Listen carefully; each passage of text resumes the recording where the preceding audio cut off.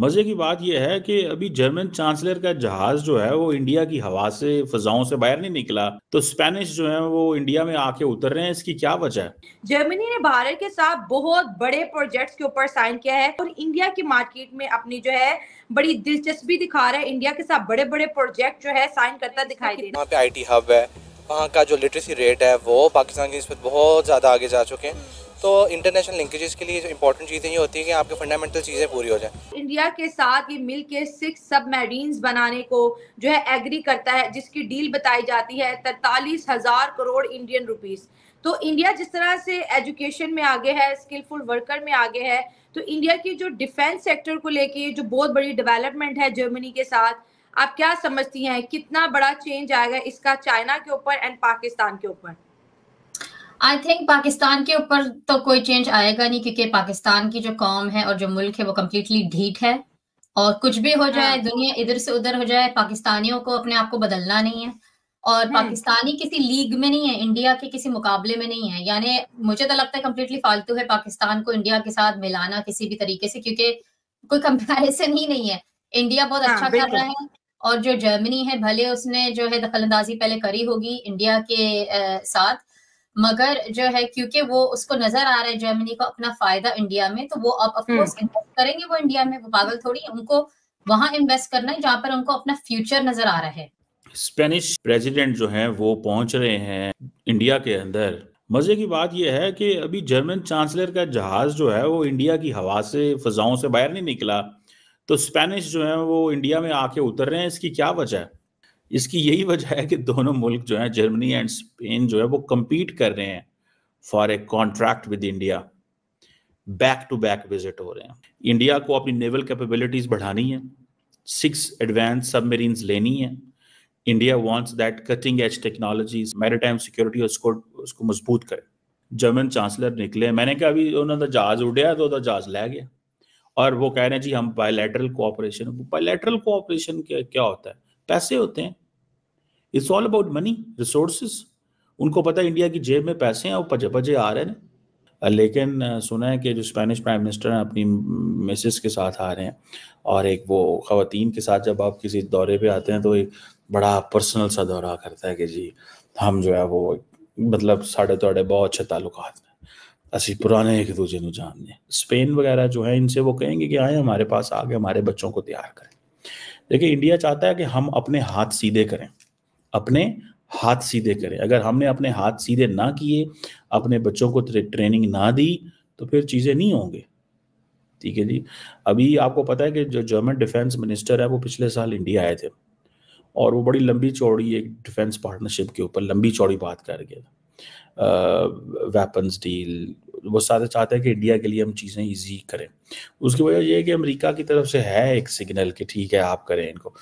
लेकिन इंडियंस क्या कर रहे हैं कि इंडियंस जो उनके साथ कर रहे हैं कि इंडियंस ज़्यादा तो वहाँ पे पहुँचे हुए हैं यूरोप के अंदर।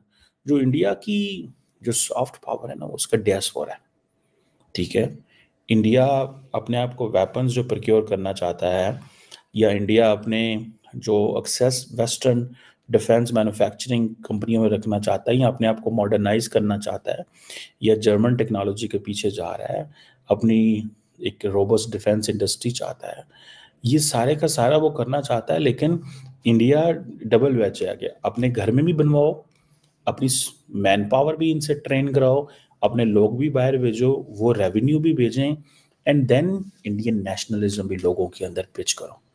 और ऑफ कोर्स परचेसिंग पावर और बार्गेनिंग पावर और इस टाइप की चीजें ऑफ कोर्स इंपॉर्टेंट होती हैं।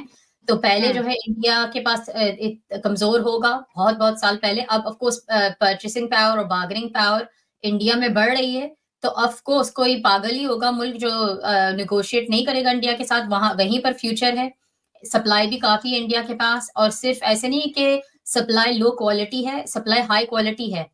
अंग्रेजी लैंग्वेज ऑफ कोर्स बच्चे बच्चे को आती है। इंडिया में ऑफ कोर्स जर्मन के जो लोग अपनी जबान बोलना चाहते हैं कि लोग उनकी जबान बोलें जब वो आए, मगर इंडिया की जो आवाम है वो इजिली चीजें सीख लेती है, वो अडेप्ट इजिली कर लेती है।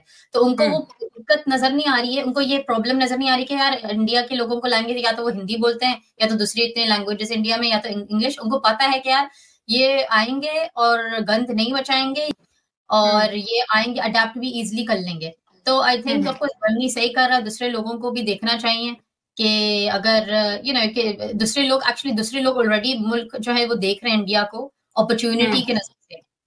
पाकिस्तान जैसे बिल्कुल पाकिस्तान को कोई देखता भी नहीं है, और कुछ काम भी ऐसे हमारे अच्छे नहीं रहे बाहर की कंट्रीज में, क्योंकि आप बाहर बैठी हैं। तो एक बड़ा कहते हैं ना, टॉपिक से थोड़ा हट रही हूँ, लेकिन मेरा मन में है कि मैं सवाल आपके सामने रखूं।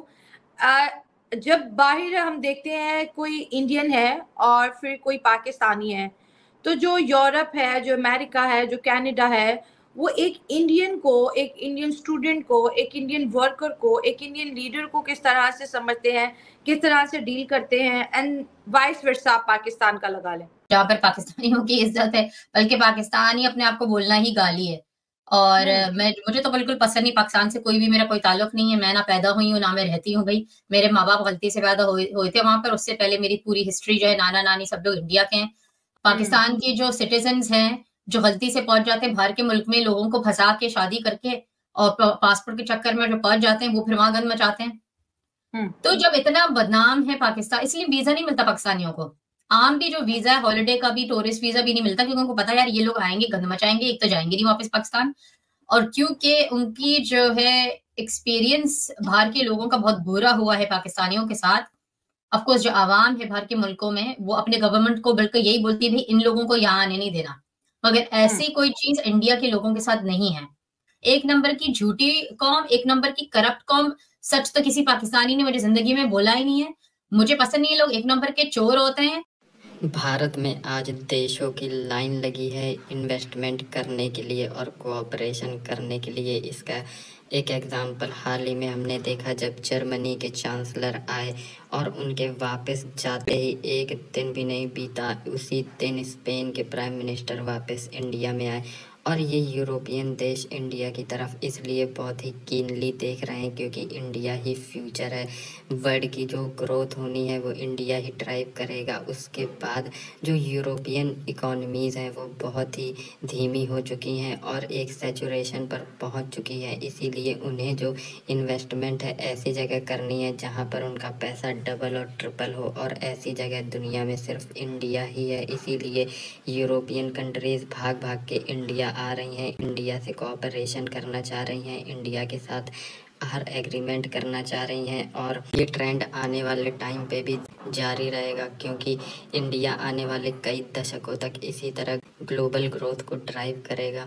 फिलहाल कंपटीशन चल रहा है स्पेन और जर्मनी के बीच में कि कौन इंडिया का जो सबमरीन प्रोजेक्ट है वो लेके जा सकता है, क्योंकि ये डील बिलियंस ऑफ डॉलर्स की होने वाली है। और ऐसे में ये सारी डेवलपमेंट देखकर पाकिस्तानी मीडिया का कहना है कि एक तरफ जहां पाकिस्तानियों को कोई पूछता भी नहीं, कोई बात भी नहीं करता, वहीं पूरी दुनिया इंडियंस को उनकी तरक्की देखते हुए सर आँखों पर बिठाने को तैयार है।